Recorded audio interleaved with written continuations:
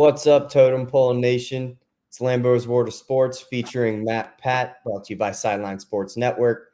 It's episode 8 of our recruiting trail so far. Today, Lambo is going to go into the 18th ranked recruiting class of USC. They've got 15 commits so far, 10 4-stars, 5 stars, and we'll let Lambo get into it right here. Well, ladies and gentlemen, if you like offense and you like Lincoln Riley's offense, it's fast-paced, it's high-scoring, we're talking about this tight end right here in Joey Olson, ladies and gentlemen. All right? He's from Lake Oswego High School, which is in Oregon. He is 6'5", a 6'5" tight end at high school. 6'5", 220 pounds. He goes to Lake Ridge High School. All right? This is his senior year.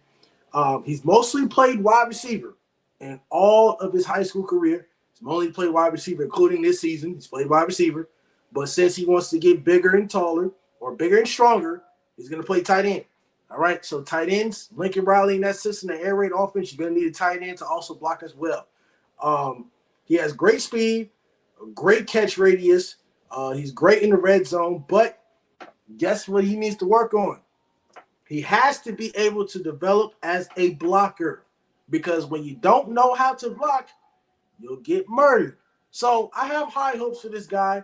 I think for USC's talent and still rebuilding to compete for championships, you need to have a tight end. I think the tight end is a key must as well along those lines.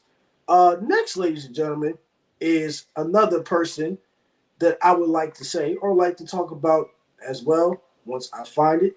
This guy right here, ladies and gentlemen. Once it pulls up, Jason Zalamata. Now, I didn't pronounce it correctly. I apologize if I don't pronounce this correctly. All right? He is an offensive lineman. Yes, I love offensive linemen that are physical and all this other stuff. But not only. He is 6'3", 285 pounds. He goes to Clearwater Academy International. He is the class of 2024. But, ladies and gentlemen, he is not from the United States. He is a former rugby player. Yes, Lincoln Riley found a former rugby player, and you know rugby players are very, very, very physical. I mean, this guy is just great, all right? He moved to the United States, I think, during the COVID year in 2020. He's from Mozambique. I don't even know where that is, like I said. He's still new to the game of football. He's still learning how to be coached hard. But looking at this guy's film, he's great. He's physical. He can block at the second level. But it just takes chemistry and it takes learning. But I'm surprised from this guy that he has learned fast as possible, as much as he could. He's getting to the second level. He does have a chance to be a multi-year starter in the Power 5. The things he needs to work on is just making sure that he can understand the game of football as well, which I have plenty of confidence that he will. Now, this next person that I want to get into is Cameron Fountain, if I can pull this up. If not, don't worry about it. Cameron Fountain, ladies and gentlemen, is an edge rusher. I'm pulling it up right now. Here it goes. Sorry, I'm going to have to take your screen. What's it called? 24/7 Sports. I'm very sorry I have to take your screen. But Cameron Fountain is an edge rusher. He is 6'5", 237 pounds. He's from Booker T. Washington. I thought we used to have a Booker T. Washington in Virginia, but he is from Atlanta, Georgia. He's an off-the-edge rusher.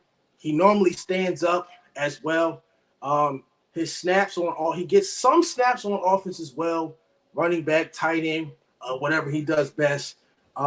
He did get 56 tackles, 8 QB hurries, and 7 sacks. So when I talk about the defense and Lincoln Riley, you need a defense. So this guy can bring in a lot of presence as far as rushing the passer and whatnot.